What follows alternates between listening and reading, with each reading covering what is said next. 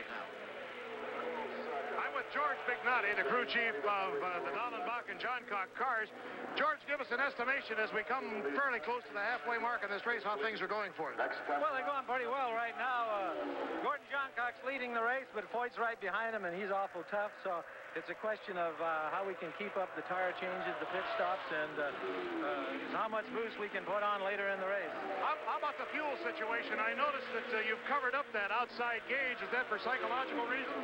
Well, we don't want our competitors to know how much we're burning, but we're getting good mileage, and it looks pretty good for us right now. All right, it could be critical, though, as you come down to the late stages, right, if you turn up the boost? Oh, yes, we're saving it if we can. Okay, that's the story from George Bignotti. Back to you, Jim. One of the most remarkable and one of the pleasantest people in racing, George Bignotti. All three of his cars are not only still running, but are in the top 10. There's Johncock leading the race, Wally Dallenbach in car number 40, and Johnny Parsons Jr. in car number 60. Monday Night Baseball coming up on ABC tomorrow. The Yankees and the Boston Red Sox. That's an old rivalry. And the Los Angeles Dodgers running away with their division so far, and the Houston Astros. Of course, Jackie could explain that to you in greater detail, but we don't have the time, Jackie. No, I'm afraid that's a new game to me altogether, but right now that is my game, and motor racing at this time of the Indy 500 is the biggest thing in motor racing. There's no race in the world that attracts such international attention as this one. The eyes of the whole world are on it right now. And Gordon Johncock, when he won this race the first time, I think, thought it was a little bit lucky because of the weather, and he would love to win it right now today, fair and square. And what a man to have behind him. People like AJ Foyt, Tom Steva, all pressing him hard. Tremendous interest in this race all around the world where people are listening by radio.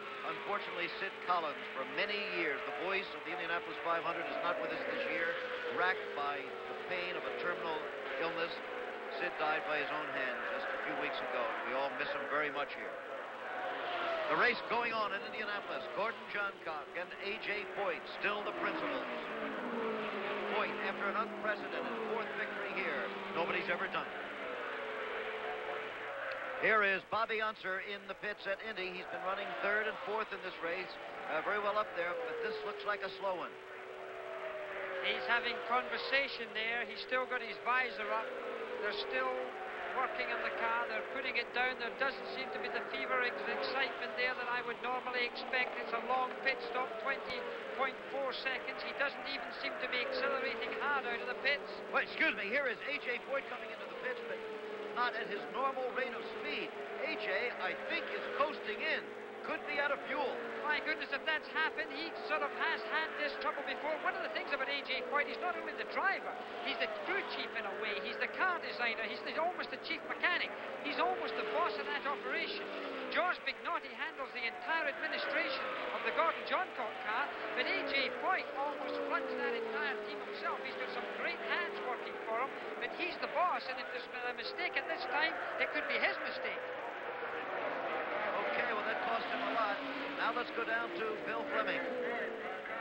I want to get a word with Jim Gilmore here. When AJ came in, Jim, he came very slowly in here, and it looked like he just had a trickle of fuel left. What happened? Bill, that would be our very best guess, that they must have ran out of fuel just on the fourth turn. So he's able to coast in, then restarted the engine and refueled. It's amazing he could get it restarted because, you know, with this kind of heat down here, you could get a vapor lock and be sitting there slow. I don't think he did any damage at all to the engine. I think everything worked out fine. Pretty close for comfort. Right. Are you worried about Johncock and his speed or anything? Well, we have to be worried about Gordy. He's doing a marvelous job of driving. We don't know what his fuel consumption is, but we have to be worried about him. How about Rubber? Rubber seems to be doing very well. Thanks, Jim. Bobby Unser in the pits again. Now, that pit stop really cost AJ Foyt because although the time of the pit stop itself was 15 and 9/10 seconds, not bad. He lost all kinds of time coasting slowly into the pits. Any ideas on Bobby, Jackie? I don't know, but Bobby's situation doesn't seem good. I'm afraid that Bobby Unser, who of course is a great favorite here, is in trouble. It's a very leisurely look that's going on around that pit right now. Well, right now, the deceiving appearance of serenity here to an extent with Gordon Johncock with a comfortable lead now over AJ Foyt, then Sneva, Al Unser, and Wally Dallenbach. There now we have two of Bignotti's cars in the top 5.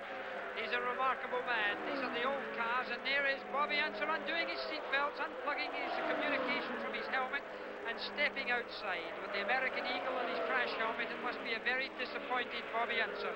Potentially a race winner today, a man who has won the race twice previously from Albuquerque, New Mexico, a disappointed man. At age 43, a man who won the race in 1968 and again in 1975. Bobby Unser out of action for this year, 77 at Indy. The word, a broken oil line, the probable cause. Well, there's so much can go wrong with a racing car. The vibrations and the speeds, you know, they're looking at this long straightaway here down the front straight. They're getting up to 200 miles an hour down there on a day like this. And when a car is doing that, all sorts of things can go wrong. Look at that car there, high on the groove. Okay, a word with Bobby Unser now, with Chris Economaki. Here we are. A tough 500 for you. You're going very well. The same lap with JOHNCOCK and Foyt, and now you're parked. What's the reason? Something went wrong with the magneto, Chris. I don't know what, but just as I was getting ready to come into the pits, they just started missing really bad. This all of a sudden. And it was running good up till then. And What are the track conditions, Bobby, and what about the heat? well, the track conditions are real nice. Geez, I've never seen a racetrack in such good a shape as it was today. My car was handling super good, you know, better than average, and we were just running a conservative race to win. Bobby, your uniform's dry. We announcers are soaking wet in here. You're a cool cat. Was it comfortable in the car? It's a comfortable race car to drive. Clayton people build good stuff, Chris. That's the way. Bobby Unser, a two-time winner, is walking now. Back to you, Jim. We're very close to the halfway mark here, but only halfway. How many things can happen in the second half at Indy? You couldn't enumerate them, just since we've been here the last 2 years. But it's still Gordon Johncock right now with that comfortable lead, being watched by a crowd approaching 400,000 people. Seats, again we would mention, for 250,000 people.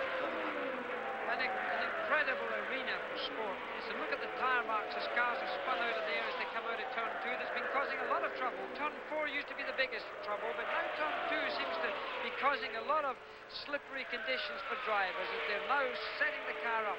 The groove in this racetrack, you can see it now because of the new surface of the racetrack. Another look at the standings. Johncock, Foyt, Sneva, Unser, and Dallenbach. The race goes on. If your favorite sofa is ready for the trash, don't buy a new one with your hard-earned cash. Now, save your sofa with Furniture Fix, the quick fix for old sagging sofas. The difference will amaze you. Look, the reason couch cushions collapse is weak sagging springs. It's impossible to get up off the couch. Just slide Furniture Fix under your couch cushion to add instant support to sagging springs so you can get up easier. The durable synthetic interlocking channels adjust to build any size platform. Furniture Fix is so strong it can hold the weight of 1 cinder block, even 2 cinder blocks. Amazing! Use Furniture Fix on your favorite sagging chair. Fix Dad's favorite Sunday football seat. Fix any cushion for the ultimate support. The difference in height is day and night. Worn-out springs put pressure on lower backs, but Furniture Fix fixes all your cushions for instant support. Pull-out couches have terrible mattresses, but Furniture Fix slides under your mattress and adjusts to any length, any width. You'll feel an amazing difference. We placed Furniture Fix under this old couch. Then we invited a 400-pound sumo wrestler and a 600-pound sumo wrestler to try Furniture Fix. And look, the couch did not sag or sink with 1,000 pounds of sumo. Amazing. Now you can get a full set of Furniture Fix through this special TV offer for just $14.99. Call now and get a second set of Furniture Fix. Enough for your couch or 2 chairs. It's yours as a bonus. Just pay separate processing and handling. You also get a set of 4 furniture movers absolutely free. Easily slide furniture to clean under your couch. You also get the couch pouch. Never lose your remote again. It's yours free. You get it all. 2 sets of Furniture Fix, 4 furniture movers, and the couch pouch. A $60 value. All for just $14.99. So call now. Don't forget to ask about our furniture lifter. To order Furniture Fix for just $14.99, call 1-800-915-0893 or order online at FurnitureFix.com. This offer is not available in stores. Baseball tonight is on the road, live from the iconic ballparks of America. Outside of Fenway Park, Yankee Stadium. We are here in St. Louis. This is baseball's biggest stage. Our team breaks down the Sunday night matchup. Robinson Cano has been bumped up into the cleanup spot. From the clubhouse, in the dugout, and on the field. Plus, John Kruk and Barry Larkin give you an insider's look at the stadiums and what makes each one unique. Right here's where the real fans said. Baseball tonight, Ballpark, Sundays at 7 on ESPN. All right. Things are still this way. Let's take a look at Jackie Stewart on this racetrack another time. It's 5 a.m. in the morning. The sun hasn't come up yet, but the moon's still high. I've just come in from Europe. For me, it's 11 o'clock in the morning. Just a time to go for a walk. I'm going to walk around this great big speedway here, this 2.5-mile oval, to have a look at it like I've never seen it before.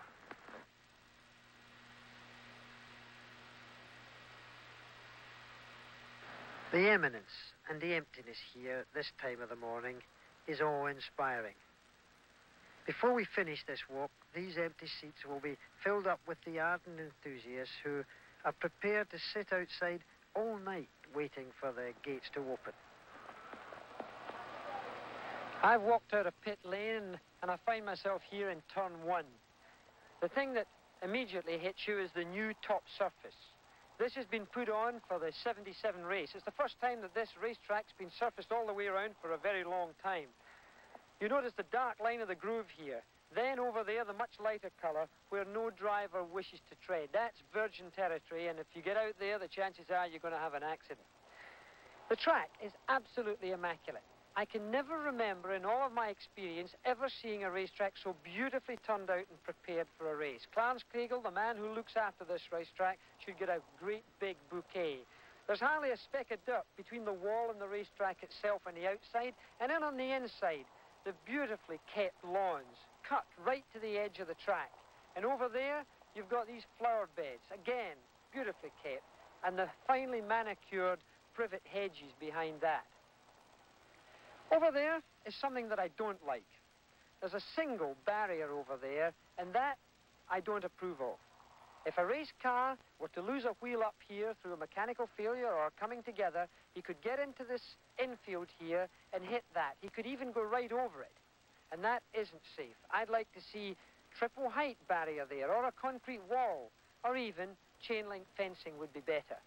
But Indianapolis, on the whole, is a very safe racetrack with tremendous facilities. All the rescue trucks, all the fire trucks, a hospital in the field. Very high standard has been kept at Indianapolis over the years in safety. I've walked round to turn 2 now. You see the luxury suites that were built in 1973. You see that the sun is now rising, and I'm sitting below another great safety benefit here at Indy, the great debris or debris fence that protects the spectators. I'm sitting on top of turn 2, above this 9-degree banking, sitting on the wall that, of course, is freshly painted for the 77 race. The cars entering turn 3 here will be coming in at around 220 plus miles an hour. As I look to the outside, to the outfield here, I see the new grandstands, and down here in the infield, I see the old grandstands. Can you imagine now that at Indianapolis they can seat 250,000 people? In the infield, they can accommodate 25,000 cars. The whole complex encompasses 559 acres. It's got a 9-hole golf course in the infield, and just outside the racetrack, an 18-hole championship golf course. Quite a spread. This is the signature left by a race car on a track, a signature that no racing driver wants to leave. These tire marks are from Jerry Sneaver, who started to spin in turn 3 up there and went all the way down to turn 4. He spun for 500 feet on the hard surface and then spun an additional 400 feet on the grass. For a race driver, it's like a nightmare, like a bad dream when he starts to spin at this speed. He just sits there and hopes that he's going to come to a stop without making contact, either with a wall or with something in the infield. At the speeds now attained at Indianapolis, you spin for a very long time. As I walk out of turn 4, I'm impressed. I'm impressed by the vastness of this racetrack at this point. This is the beginning of the pit lane, the entrance to pit lane. As I look down pit lane, I see a regiment of fire extinguishers standing at attention. So I come to the end of my morning walk around this 2.5-mile speedway. I come to this, a yard of brick striping the track. It's all that's left of the original brickyard, and how many famous names have crossed this. The air is still, but the atmosphere is pregnant. The fans wait for the cars and their stars to burst into life and demonstrate their superhuman talents around this great racetrack. In other parts of the world, there are older racetracks than Indy. But for me, I think it's the granddaddy of them all. Jackie Stewart in the cool silence of the hour of dawn in Indianapolis. How different now. The noise, the crowd. And there in the standings, Gordon Johncock still leading. AJ Foyt second. And Steve and Al Unser and Wally Dallenbach is tremendously hot, getting hotter and more humid as the day goes on this May 29th, 1977. Johncock still showing no signs of shaking. That's one of his pit crew, by the way. Well, that'll give you an idea exactly how hot it is here. Of course, it's at least twice as hot inside the race car, and the energy of the man could be a factor before this race is over. Well, a racing driver today will certainly lose a minimum of 6 to 7 pounds. 7 pounds for a man of Gordon Johncock's size is an awful lot because he isn't a big man. Gordon Johncock must stand only around 5'6" in height. He's not a fat man, he's a muscular man, he's a very fit man. The nervous energy as well as the sweat is losing. Only 3 cars on the same lap now. Johncock, Foyt, and Sneva. The most grueling test in tennis on a surface where even the best struggle. The legendary red clay of Roland Garros.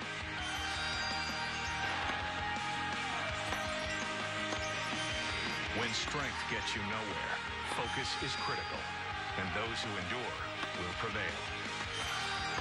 The men's and women's quarterfinals, tomorrow at noon on ESPN2. Hi, I'm Montel Williams from Money Mutual, your trusted source to over 60 lenders that can get you up to $1,000 in your checking account by tomorrow. These are tough times, and if you're facing an unexpected car repair bill, a medical emergency, or you just need extra cash to hold you over until payday, then you need to know about Money Mutual, an easy way to get short-term cash fast. So forget about bounced checks, overdraft charges, and late fees. Need cash tomorrow? Call 1-800-585-CASH today. More hips. I am. No, really, throw your hip into it. I feel like I'm doing just what you're doing. No, Rev, you gotta, you're doing this, right? And you need to really be... That's good. That's good. That's good right there. Yeah, that's good. You got it. Now I'm there. You got it. Okay.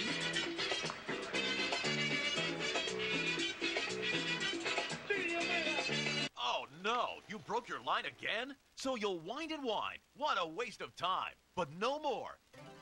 Introducing the Pivot Trim, the first trimmer head that stopped your line from breaking. Just watch. Even banging it on pavers and smashing into walls won't break the line. Nothing stops the Pivot Trim. Look, it's even strong enough to cut right through plywood without breaking a single line. The secret is the patented pivot action that protects trimmer line. So instead of bending and breaking, the pivoting action saves your line. Look at this. We inflicted repeated abuse on this chain link fence, and the lines are still intact. Amazing! You can get the Pivot Trim today for only $19.95. It comes complete with a universal installation kit and 20 pre-cut lines. But hold everything. We're so confident you'll use less line that we'll guarantee you free trimmer line for life. Just pay processing and handling. You'll get it all for only $19.95. Call now. To order, call 1-800-419-1288 or go to pivottrim.com. In the 61st Indianapolis 500, at this stage of the race, we now have 15 cars out of the race. We have 4 V8s out, 11 Offenhausers. 3 former winners are out. Let's take a look at the list. First out was the defending champion, Johnny Rutherford, Sheldon Kinzer, Dick Simon, Clay Regazzoni, Lloyd Ruby, who had the accident, Al LaQuesta, George Snyder, Bali Olvera, Cliff Husel, Mario Andretti, Mike Mosley, Jim McElreath, Bobby Jones, Bobby Unser, and Bill Vukovich, who went 117 laps, and the machines are beginning to show the attrition, the heat here, because the Weather Bureau has told us that the official temperature is 87 degrees. They indicated that the humidity was only 45%. And if you're out here, I can tell you it seems a heck of a lot higher. So 15 cars are out of the race at this point. Attrition on our pace cars. We lost a battery, so they're not the only ones that are having their trouble. It sure is the... Oh, and Gordon Johncock right out of the groove, really high in turn 1. he's lucky to get off of that. I thought he was going to go into the wall there. He must have made a major error of judgment at that time. He wasn't in any traffic or anything. He's not being hard-pressed.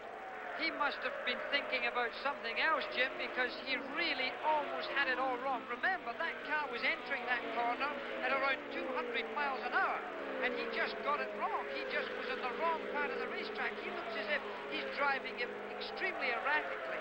It may be that the heat has got to Gordon Johncock. I don't like the look of that at all. Look at that time. He left at least 3 or 4 yards away from the wall. He would normally be going within feet of that wall, and suddenly he's changed his whole driving technique. I don't quite understand this. Well, you know, Jackie, in years gone by, as you know, there often were relief drivers in this race. However, the past few years we've had the rain and the coolness. I wonder if they're not thinking enough about that.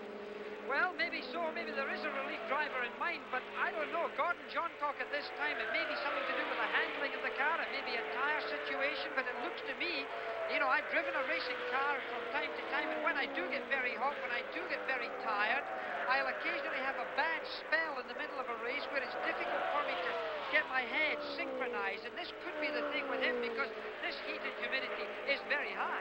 Is this something like an ordinary person driving along a long, straight road late at night, trying not to fall asleep?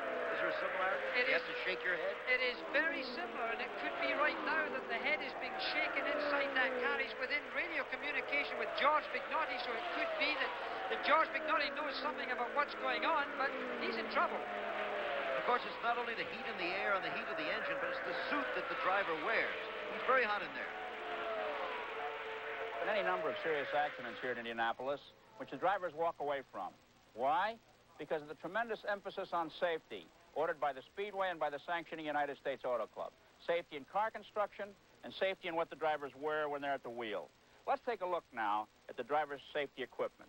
He starts out with his flame retardant underwear. Long johns, they're called. Double thickness nylon material. Hot and uncomfortable. Tops and bottoms. Regardless of how hot the day, they're mandatory. $77 the set. His socks look like any other pair of sweat socks, but they're specially made out of flame-retardant nylon. $20 the pair. Then comes the uniform. Double thickness, quilted. Hot and uncomfortable, but more importantly, safe. Tailor-made, $281. Then his driving shoes, specially made of flame-retardant material with soles that he can feel the pulse of the throttle under his foot. $94 the pair. Then over his head, another nylon flame-retardant hood. The Europeans call it a balaclava. The price, $40. On the bottom of his crash helmet, he fastens a nylon skirt, flame-retardant material, which he tucks inside the collar of his driving suit. This to keep any flames from getting in his shirt. The price of this, $36. Then, the most important piece of safety equipment, the crash helmet. Polycarbonate, an expensive piece of equipment and the most important part of a driver's safety gear. The driver's visor, the shield, the cheapest part of the gear at $11, the helmet, $88. And then comes the driving gloves, specially made with treated leather palms so he can get the feel of the wheel, flame-retardant nylon backing, lined with wool, and then under the wool, more flame-retardant nylon. Expensive at $91 the pair. And to carry all of this material is a special ditty bag, $55. So the total cost of a driver's safety gear, $793. And he needs a second set, too, for when one's in the wash. So to come to Indianapolis, you need almost $1,600 worth of safety equipment. But it's not as expensive as it sounds because the supplier, Simpson Safety Equipment, pays the freight on all orders over $1,000. Want to be able to identify that a little bit? Perhaps imagine putting on your long winter underwear, your ski pants and boots, your parka and a ski cap and going out to mow the lawn. That would be vaguely like it. Well, it's in days like this that Jackie Stewart is very happy that he's retired as a racing driver because getting into all that gear today is no pleasure. But I wonder if this man is suffering from that kind of heat as he drives around here because his driving definitely, even though he's leading the race, and this is the remarkable thing in my mind, is that he seems to be at this time driving erratically. He still does. It seems at this point that he's still not using the racetrack as he previously was using the racetrack. And this, you know, is rhythm. To drive around Indianapolis, it is a whole rhythm that you have to produce. It could be, as I say, that he's got himself slightly out of sync in that rhythm. Gordon Johncock's not a new man. He's not a weak man. He's a tough little man. And he's got a lot of knowledge and experience. But it does seem odd to me that he's got himself into this sort. Look where he is on the racetrack right now. He came out of turn 4 there, and he wasn't within 5 yards of the wall on that lap. Still has a very comfortable lead. There's Denny ONGAIS, a fellow who was born in Hawaii. He was the fastest qualifying rookie, qualified 7th fastest in the race, but he is out of it now. He'll be back next year. That was the other car of the Parnelli-Jones team, along with UNSER. Well, is Johncock still leading the race? We would hope he'll be able to go on. We'll be back. That leaky roof will cost you thousands in repairs, and gushing gutters can destroy your home's foundation. Hi, Phil Swift here for Flex Seal, the easy way to coat, seal, and stop leaks fast. Just a quick shot, and Flex Seal instantly fills cracks and holes, stopping the toughest leaks while remaining completely flexible. Flex Seal is actually liquid rubber in a can. Flex Seal is perfect for all your home repairs and covers easily. Now that's a beautiful seal that will last a lifetime. This powerful stream penetrates deep to create a bendable barrier that's totally waterproof.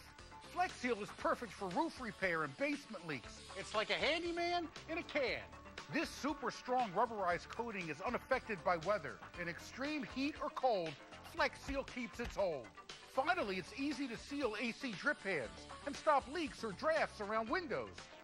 To show you the amazing sealing power of Flex Seal, we replaced the bottom of this boat with a screen door and covered it in Flex Seal.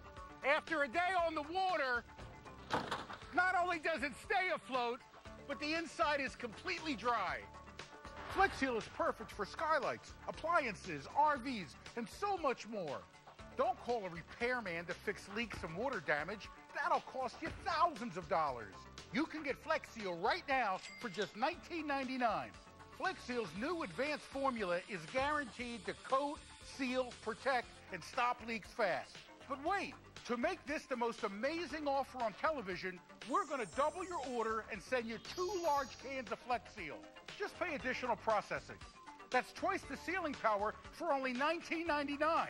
Here's how to order. To order Flex Seal, call 1-800-798-3718. That's 1-800-798-3718, or order online at getflexseal.com. Call or click now. Baseball tonight is on the road, live from the iconic ballparks of America. Outside of Fenway Park, Yankee Stadium. We are here in St. Louis. This is baseball's biggest stage. Our team breaks down the Sunday night matchup. Robinson Cano has been bumped up into the cleanup spot. From the clubhouse, in the dugout, and on the field. Plus, John Kruk and Barry Larkin give you an insider's look at the stadiums and what makes each one unique. Right here's where the real fans sit. Baseball tonight, live from the ballpark, Sundays at 7 on ESPN. Trying for his second victory in this race. Johncock, who has driven well on many occasions. Last year he finished 3rd in this race. The year before he had no luck. He had a gear break on him and finished 31st. How is he driving now, Jack? Does he still look erratic, or has he smoothed it out? He seems to have got his act together a little bit. He seems to have got himself together a little bit. I think he's been getting message. And Here's AJ. AJ's come into the pit. AJ's been worked on there. He had his signal there from Jack Stern earlier on to come into the pits. His crew chiefs are on the job there. Big John in the back there. You can see the man beginning to push the car. Big John Fisher, man of great strength, pushing AJ away, trying to help the clutch a little bit as the car goes out. Another quick stop by AJ's team. This team have been working this year in NASCAR races as well as USAC championship races under a lot of treasure. And Sneever's coming into the pits very fast. Johncock's still out there. Sneever has been coming into the pits so quickly, I've been expecting him to overshoot the pits every time. The more experienced drivers here at Indy have been going that little bit slower when they get close to the pit. But Tom really has been going hard in it, in a longer pit stop than AJ by quite a margin. AJ was 12.7 seconds. We had it unofficially this time. And that's much longer for Tom Sneever in the Roger Penske car. But he's back out again. Johncock still on the track, leading the race. There he is in the car number 20. He's tucked in behind his own teammate, Wally back here. This may be helping him to set himself a pace and a rhythm, because Wally back's leading him around the racetrack, so maybe this is giving him something more to aim for in his mind. But certainly I can't account for the fact that Gordon Johncock was driving as erratically as he was earlier on. It's difficult to say that about a man who's leading the Indianapolis 500, but it certainly was obvious to us as he went wide in turn one, and he's going into the pits. Okay, Gordon Johncock coming into the pits for a scheduled pit stop. Remember, AJ has already been in. Steve has been in. Now we'll see who wins the battle of the clock in the pits. AJ's was 12.7 seconds, remember. The George McNaughty pit there under the masterful eye of George McNaughty. Pouring water on John. He's pouring water inside there. He's been drinking as well. He's pouring water in his suit. It'll take a long time for that suit to longer stop. And he can't, he's got the brake on. He's not let the brake off. He can't be thinking clearly. He held the brake on there as they're trying to push him away. That's an unusual thing. He can't have his head in gear, I don't think. I think it may well be the heat that he's suffering from. AJ Foyt gained 4.5 seconds on that pit stop. Bill Fleming is standing by in the George McNaughty, the Johncock pits. Let's go down to him for a report now. This is a report from Gordon Johncock's pit on his condition. He came in and it was just absolutely dying of thirst. He said, "Give me water, water, please." And so they gave him a slug of ice water. And I don't know whether it affected him in the pit or not, but he didn't get his clutch all the way down, and that was the reason he went out so slowly. It gave his pit crew a frightful moment, but he did keep the car going. But as Jim has pointed out, and Jackie too, he has been driving perhaps a little erratically. Maybe it's not all just the pushing of the car. It might be the condition of the driver in the heat. Back to you, Jim. All right, a good report, Bill, because there now is no question.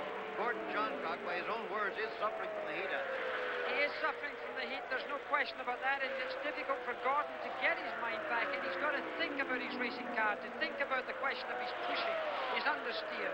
And of course, pushing, when it happens in a racing car, is when you turn the steering wheel in this left-hand corner and the car wants to go straight on instead of turning left. That's called understeer, is another word. And Gordon Johncock was experiencing that, as was mentioned there. But to try and get himself really sorted out in his mind is not an easy task for a racing driver when he starts to break up his concentration. He was giving a wide berth there to these other cars, and even that, he wasn't using the draft. Jackie, you know, AJ is beginning to move up. I get it that he's going in about a second or a little better every lap. Well, that's an enormous advantage to be taking out of this lap, which is at 46, and then there is Janet Guthrie, still in the pit. She's taken her helmet off. It's resting in the car there. They haven't given up, Jim. They really do want to keep this lady in the race. All right. They will not give up, the Rollo Wallstedt crew. There is AJ Foyt really closing in on the leader, Gordon Johncock. This could be one of the most memorable Indianapolis 500s of them all. The two cars in your picture now. Well, Gordon Johncock with Foyt closing. There's AJ. And of course, AJ can see Gordon Johncock very clearly. He's been given his information from his pit board by Jack Stern, who's out there on the pit wall. But more important than anything else for a race driver, AJ Foyt can see Gordon Johncock ahead of him. It's a bright Dayglow-colored car that AJ is looking for, and that's AJ that just darted out behind that slower car, looking for Gordon Johncock, trying to pick up his draft, trying to see what fractions of seconds he can pick up through this racetrack. At this point, can Johncock see AJ in his mirror? He should be able to see AJ Foyt in his mirror as well, but of course he's being... there it is, the end of the day for Janet Guthrie. That car being pulled up to get pushed back into Gasoline Alley and into the garage area, but that's the end for Janet. But boy, are these people going, and that's the man who seems to be charging harder than anybody else. He's really fast on the racetrack. Nobody has ever won this race 4 times in their life. AJ Foyt is sure trying. Is your computer running slowly? Does it take more than 3 seconds for your email to load? Are you frustrated with error messages, blue screens, computer freezes, and crashes? These are not only annoying, but can cause permanent damage to your computer. If you're experiencing any of these symptoms, your computer and your privacy may be at risk, because these are usually the telltale signs of a virus, and it can only get worse until you act. Get a free diagnosis at mycleanpc.com. MyCleanPC is outstanding, and my computer is running faster than ever. MyCleanPC came through with flying colors when no one else could. My Clean PC totally cleaned up my system and increased my speed. MyCleanPC.com can remove spyware, viruses, and infected emails, all speeding up your PC's performance. It offers all-in-one protection, and it's been downloaded by millions of users. Even if you have antivirus software, your computer could still be infected. Find out instantly with a free comprehensive diagnosis at mycleanpc.com. Tired of lugging out your heavy, bulky pressure cleaner? You need the amazing WaterJet. It turns your ordinary garden hose into a super power washer, powerful enough to clean second-story windows. Here's how it works. Water flows through the volume reduction chambers where pressure builds until a powerful jet stream blasts through the precision-engineered solid brass tip. The control valve regulates the water pressure, great for siding, umbrellas, and awnings. Blast grime and weeds off brick and paver driveways. It attaches to any garden hose so you can take it along boating and camping. Quality built with stainless steel, aluminum, and solid brass, and only $19.95. You'll also get the bonus fan tip that creates a powerful fan-shaped spray. Scour away mold, scrub wood decks and docks, patios and pool decks, cars and trucks. Dial back the pressure to gently water flowers. There's more. We'll double the offer. You'll get 2 amazing water jets and 2 fan tips for only $19.95. Just pay additional processing and handling. Call to get the jet. To order WaterJet, call 1-800-617-0831. Call now and we'll double the offer. Call 1-800-617-0831 and order WaterJet today. ABC Tuesday, June 21st. Has anybody ever told you about your eyes? They're amazing. You know, you can do the doctors, and they can do you too, for all I care. But you leave my nurses alone. This is Dr. Gordon. She's the one who saved your life. If you want to thank somebody, thank her. I'm a neurosurgeon. We don't do ordinary. You were right. Nothing prepared me for this place. What could I say? Welcome to Kandahar. ABC's Combat Hospital. Series premiere Tuesday, June 21st on ABC. Miami survived all the hype, all the bumps in the road for a shot at the title. Now they face a playoff-tested Mavs squad looking for redemption. The NBA Finals, Game 1, tomorrow on ABC. The Women's College World Series begins Thursday at 1 on ESPN2 and ESPN3.com. There are about 21 laps left in the 1977 Indianapolis 500. There's the sign to AJ Foyt, minus 10 seconds. He is closed from about 25 seconds, down to 10. Yeah, he's really closed up. He was at one time beyond 30 seconds behind Gordon Johncock. AJ Foyt has now been given that pit board within 10 seconds of Gordon Johncock. That pit board being held by Jack Stern, one of the men who's been with AJ Foyt for a great number of years, giving him that information. Even though there's radio contact, that pit board is still important. Gordon Johncock there, knowing that AJ Foyt is really closing in on him. How does he feel? It's not nice to know that you're driving as hard as you can. And there's the big naughty message. Well, it says 8 seconds, Jim. You think they're trying to push Gordy a little bit because we got it that it's still 10 seconds. They're telling him it's only 8. I think they're trying to just buck him up a little bit. I don't know, to give him that little bit of push, to give him a little bit of pressure. McNaughty knows what he's doing. He's had a lot of winners here, as we said earlier. He's had 6 winners, more winners than any other chief mechanic in Indianapolis history. Of course, he's had AJ Foyt as a winner. Now Gordon Johncock is heading towards that victory if he can keep himself together and can keep AJ Foyt behind him. But that's no easy matter. 10 seconds is still a long time. He did manage to stretch it back out to 10 seconds there, and seems to be holding it. And with less than 20 laps to go, AJ has a real problem. Well, 10 seconds. Each second in this racetrack is about the length of a football field, so he's 10 football fields behind Gordon Johncock. He's got it down to 7 seconds now. And AJ, a discrepancy of 2 seconds. Okay. And there's AJ as he goes through there. The car looking as if it's still handling well, smooth as silk. Obviously not wishing to get aggressive or get his car loose in a case like this. He's within sight of a possible victory. He just doesn't want to let anything go wrong now. He's waited 10 years for this, Jim, for the last one. Our unofficial watch has it the same as Foyt's picture was giving him, 9 seconds. Well, not the 7 that they're giving to Johncock. I can only think that McNaughty is giving him that to get him a little bit worried. All right, AJ Foyt still in second place, but second place is almost meaningless, I suspect, to this man at this point. Victory is what he's at. And Gordon Johncock's in the pits. He's come into the pit stop. Have we got a clock on him? Yes, the clock is on Gordon Johncock as he's in there. Whole team working on him. Very, very crucial. If they make a mistake here, pouring more water onto him. Asking for more water. Putting his hands down there. 12, 13 seconds, 14 seconds. He's pushed away in 14.7 seconds. Not as fast as there have been, and not as fast as AJ's pick. Also, but remember, AJ Foyt still must make one more pit stop. There's no way he can go to the finish without a pit stop also. It seems to me that if AJ Foyt was now in this, he's waiting a long time to get his fourth victory. I don't think AJ Foyt's going to want to finish second here. He's got that push control beside him. If he needs to turn that thing up, it's going to be all for winning the race, not for finishing second. AJ, is he heading for the pits? Yes. AJ Foyt's coming into pit lane now. The red car on the left-hand side of your screen. Speed of the essence. Will Johncock pass by to retake the lead? Remember, Foyt took the lead when Johncock pitted. Now it's Foyt's turn to pit. Johncock racing around this track at a speed of probably 190 miles an hour. And there you see the clock. A crucial pit stop at this stage in the race. Very, very important. And he's Johncock's gotten by. But he's out in a much faster time, 12.4 seconds. Considerable advantage over the Johncock stop. He should gain, but he will not have the lead. Gordon Johncock still leading the race over AJ Foyt. And AJ Foyt changed 2 tires there. That means he's got fresh rubber in the inside as well. He's very well equipped to go hard if he needs to go hard. And at the tail end of this race, when they're as close as they are now, that's important.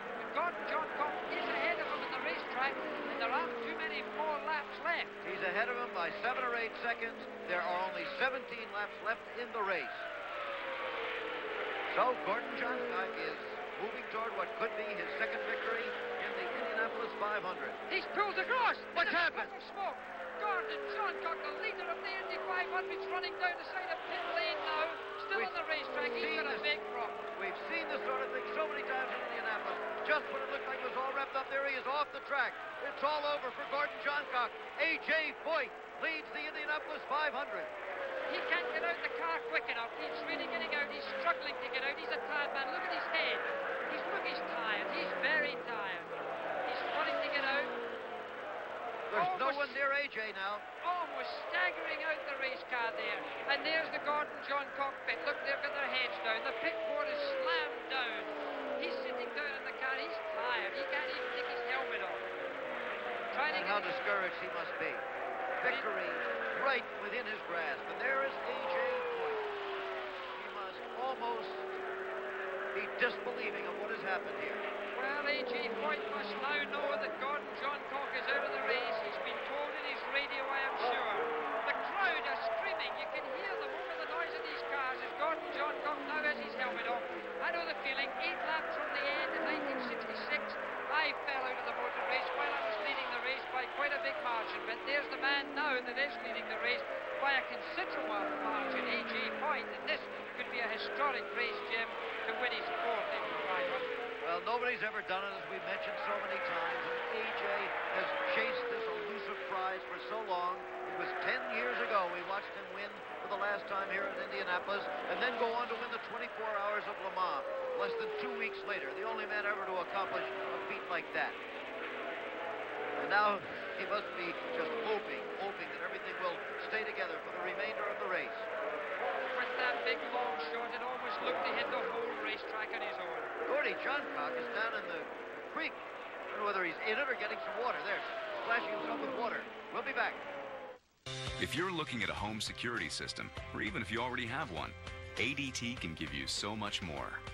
Now you can easily arm and disarm your system right from your cell phone, even turn on your lights. You can also count on fast alarm response from our advanced network of monitoring centers, plus great local service, ADT's theft protection guarantee, and a money-back guarantee if you're not completely satisfied. And you can get all this and more for just over $1 a day. A single ADT system can help protect you from burglary, fire, and high levels of carbon monoxide. When an alarm is received, ADT responds quickly, calling local authorities for help. You can even add new technology, like ADT Pulse Interactive Solutions. Now you can know what's happening in your home by actually seeing it on your cell phone or computer. Even if you already have a security system, it's easy to add ADT monitoring. Get ADT's Quick Connect Plus system installed for $99. It's peace of mind that can also save your life. ADT, always there. Baseball tonight is on the road, live from the iconic ballparks of America. Outside of Fenway Park, Yankee Stadium. We are here in St. Louis. This is baseball's biggest stage. Our team breaks down the Sunday night matchup. Robinson Cano has been bumped up into the cleanup spot. From the clubhouse, in the dugout, and on the field. Plus, JOHNCOCK and Barry Larkin give you an insider's look at the stadiums and what makes each one unique. Right here's where the real fans sit. Baseball tonight, live from the ballpark, Sundays at 7 on ESPN. So what happens if I'm in an accident and need to get my car fixed? Progressive makes it easy because we give you choices. You can pick where to get your car fixed. We can cut you a check. Or at our service center, we take care of everything for you.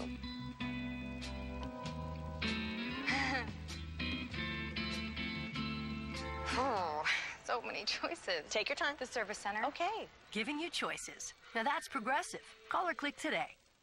Are you being audited? Do you have several years of unfiled tax returns? Is the IRS sending you threatening letters or coming to your home or place of business? Hello, I'm Patrick Cox, founder of TaxMasters. At TaxMasters, we help solve your tax problems. Listen, don't take on the IRS by yourself. Our former IRS agents and tax professionals have helped many good people just like you. Don't wait any longer. Call right now to get started today. TaxMasters, we solve your tax problems. Call 1-888-599-3874. It's very, very close to the end. A weary Gordon Johncock waving to the crowd as they cheer him in the pit area, walking it home, as so many drivers have before him, including Jackie Stewart, as he himself mentioned a minute ago. Talking to the chief mechanic of Johnny Rutherford there, a man he had a battle with earlier on this year in Phoenix, Arizona. But there's your man, AJ Foyt, driving along there. He seems to almost have the whole racetrack to himself. An amazing feeling it must be. Chris Economaki moving in towards Gordon Johncock. We're going to have a word from the defeated man right now. All right, Chris. Okay, disappointed Gordon Johncock. You're soaking wet. John, 21 wanted to knock you out. Well, I guess the engine went bad coming out of number 4 corner. I saw it start to vibrate. So I pulled down out of the groove. How hard were you pushing the car in the late stages? Oh, I've been pushing that car hard all day, just hard as I could go. I don't think I've ever been any tighter than I am right now. How about you're soaking wet? Is that the perspiration? Well, a little bit, but I jumped in the creek. You jumped in the creek? Yeah, the creek down there where I stopped, so I jumped in the cool water and cooled off a little bit. You don't seem to feel too bad, Gordon. No, I feel all right, just pretty disappointed because I think we had it in the bag. Was the heat a problem for you today? Well, it was a little bit hot, yeah. It was, I would like to have been a little cooler, that's for sure. Well, as they say in baseball, it's always next year, Gordon Johncock. Well, we'll sure be here trying. Okay, Gordon Johncock, a tough man on the racetrack, out of the late stages. Back to you, Jim. And now we have about 2.5 laps left in this race. There is starter Pat Bedan. He'll have the checkered flag. Tom Steva is in second place, but he's way, way back. It is, in fact, right now, AJ Foyt first and everybody else behind. Steva sat on the pole, has given a good account of himself today, but he's not going to win it unless something very sudden happens to the automobile of AJ Foyt. Well, I can imagine the air in the AJ Foyt pit now is very pregnant indeed. Tony Foyt, AJ's father, with only 2 laps to go. That's not very far. That's 5 miles. And at those sort of speeds, that's not going to take too long. You know, for AJ, it must be a confusing thing going through his head now. He must know that 10 years ago he won his last one. He must be wondering, will the car just hold for please 2 more laps? 1.5 laps right now. Please, Lord, let it last. You feel little vibrations. You're frightened to even think about the possibility that you're going to win a race. Only other slight possibility is that he might run out of fuel. Of course, he did early in the competition today. And they figured the fuel very, very close. Standing by for the white flag. Well, I reckon he's pussyfooting that throttle pretty well. And there's the white flag by Pat Bedan being held out. I'll bet you anything he's driving with more economy than any Scotsman would economize with right now. I bet he's not giving it all he can give it right down that throttle of that great big turbocharged engine that he himself has put together. The man is a constructor, a designer. He seems to run the operation. He seems to be the mechanics. He seems to be everybody else right now. And look at Jim Gilmer and the rest of the team. They're even getting ready for it. And AJ's father on the left of the screen. Coming down towards turn 3. It's the final lap of the Indianapolis 500. AJ Foyt is going to make motor racing history. The first man ever to win this great race 4 times. It started in 1911. This is the 61st race, and no one has ever achieved this before. Stand by for the checkered flag. The black and white checkered flag, and in the pits, the red and white checkered shirts of the Gilmore Foyt team. It's all over. AJ has done it. He has won his 4th Indianapolis 500. He's already pulled off the racetrack. He's got right, and look at the crowd cheering, clapping, waving their arms at their American hero. He's gone right off the racetrack. He's gone right down below the white line. He's going straight into an area that he hasn't been using all day long. Jackie, this is the most exciting moment I think we've ever seen since we've been coming to Indianapolis. I think everybody's been waiting for AJ to win his 4th race. It's never happened before. I think a mark in history when a thing like this happens. I think everyone is excited by it. And AJ, of course, look at the arm, right up high. His arms are not sore anymore. If he keeps going around the racetrack much longer at that pace, his arms will get sore waving. He'll probably change hands. And look at Gordon Johncock's car, sitting silent down there near the infield. Still in motion, AJ Foyt, accepting the tribute that he has earned so well. There's Al Unser, ran out of fuel. He's finished running third, yep. He's finished third, and he's still run out of gas as AJ still waits to the crowd. Now he'll be getting the tribute soon from his own father and the pit crew there, from the other men who have worked with him so long, whom he has trained so well, from Jim Gilmore, the car owner, from his wife Di, and his youngsters who are all standing by. From these crew chiefs, from the Steve Jordan, Billy Woodruff, Howard Gilbert, Cassie, John Fisher, Jack Stern, Uncle Tom Cobley, and all. They're all there. AJ still invisible in the driving garb behind the helmet and the visor. You just have to imagine that he's smiling very broadly because he's achieved the dream of a racing lifetime. Here's one.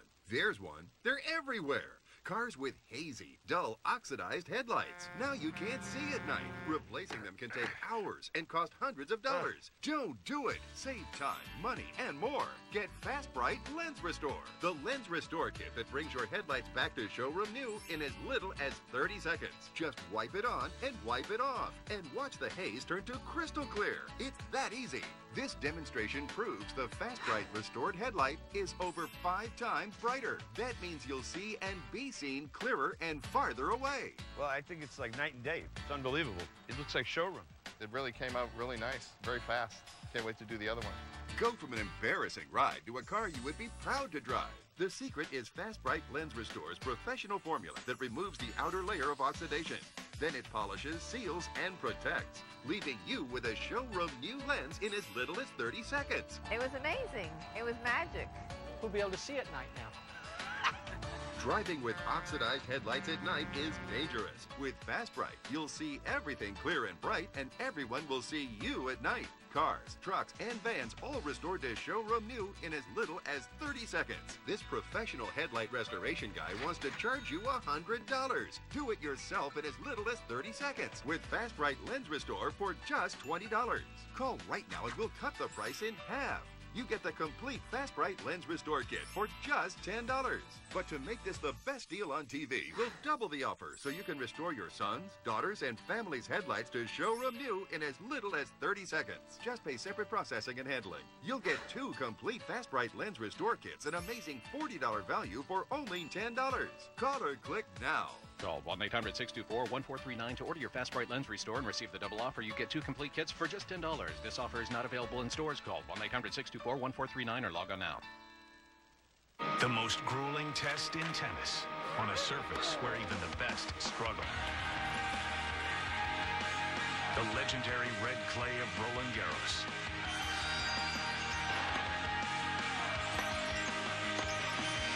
When strength gets you nowhere, focus is critical, and those who endure will prevail. The men's and women's quarterfinals, tomorrow at noon on ESPN2.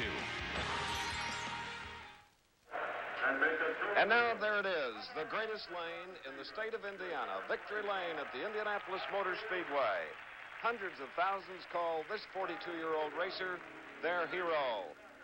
AJ Foyt has won his 4th, the first one ever, breaking a 4-way tie for 3rd Louis Meyer, Wilbur Shaw, and Maury Rose. In the winner's circle is our colleague, Bill Fleming. Bill? And now AJ getting out of the car. I don't know whether he can even hear anybody as the big Borg Warner trophy is put in behind him. He is absolutely soaked with sweat. Gives a big hug to the owner of the car, Jim Gilmore. And all of the checkerboard shirted team is here. There's Mr. Foyt, AJ's father, who must be very happy at this point. AJ, can you hear? Yeah, I can hear a little bit. What are your thoughts now that you've made history? Oh, I don't know. It's been so long. I just can't really believe that it's true. Now the helmet comes off. Say it once more, AJ. Was it awfully hot, AJ? Yes, it was very much. We had our good breaks, we had our bad breaks, and I can't believe it. You know, you had a little problem when you came in on the second stop. It looked like the car died. Were you out of fuel? Yes, we quit running going down the back straightaway, and, 2 years ago we lost the race on account of it, and I knew Gardy was a tough competitor, and Big Noddy being one of my old mechanics, he's just a hard man to beat, and he made us run for it. When did you know that you really had it? See Gardy on the infield? I didn't know it till I got the checkered flag. And now the cold drink of milk for AJ Foyt, who has really done a day's work today. Yes, a very happy Texan, and he has driven here at Indianapolis over 7,000 miles and has led the race nearly 500 laps. AJ Foyt. There were three other Indy winners that were running at the end as we take a look at the standings. And remember, these results are not official until 8 a.m. tomorrow. But I'm sure they'll stand and not be corrected. AJ Foyt, the winner. Finishing second, Tom Sneva. Al Unser third. You're looking at them now. Wally Dallenbach fourth. Fifth, Johnny Parsons. Sixth, Tom Bigelow. Lou Kunzman seventh. Roger McCluskey eighth. Ninth, Steve Krisiloff. And 10th, Jerry Sneva. And it appears that Jerry Sneva, brother of Tom Sneva, will be named the Rookie of the Year tomorrow. And the next rookie to finish was Danny ONGAIS. As we look at the rest of the finishes, the 11th car that was running at the end was number 31, driven by John Mailer until the last 6 laps when his relief driver was Larry Cannon. Here's the time of the race, 3 minutes, 5 seconds, .5. And A.J. Foyt, who won his first of 4 in 1961, has bettered his 500-mile trip by a total of 1 half hour. 3:35 and 61, 3:05 here in 1977. What you saw happened 7.5 hours ago. Now, we are live. Let's go to Jackie Stewart, Jim McKay, and a nice guest. All that was much earlier today. Now the racetrack is dark. We still sit in the commentary booth with A.J. Foyt. Congratulations, A.J. Is there anything that people could learn from what you did today? Well, I don't know, Jim. It was just a beautiful day all day long. Things looked bad. Hit about the middle part of the race when I had the problem where I ran out of fuel, but my crew was behind me. We never give up.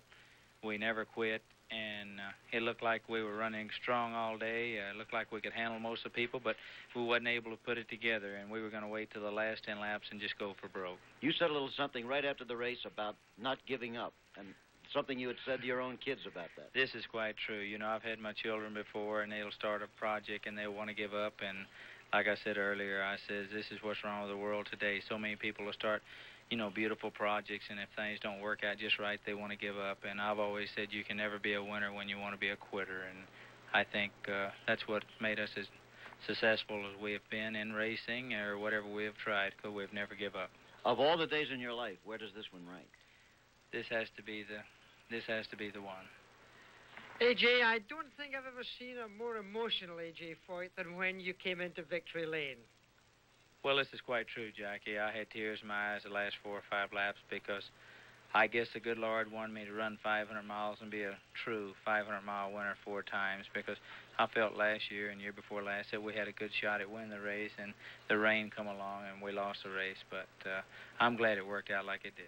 Is this, AJ, anywhere near the end of the line?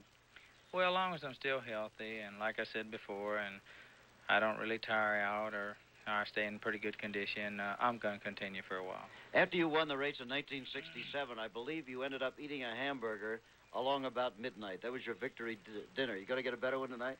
Well, that's what it looks like we're going to have tonight, really. One more thing.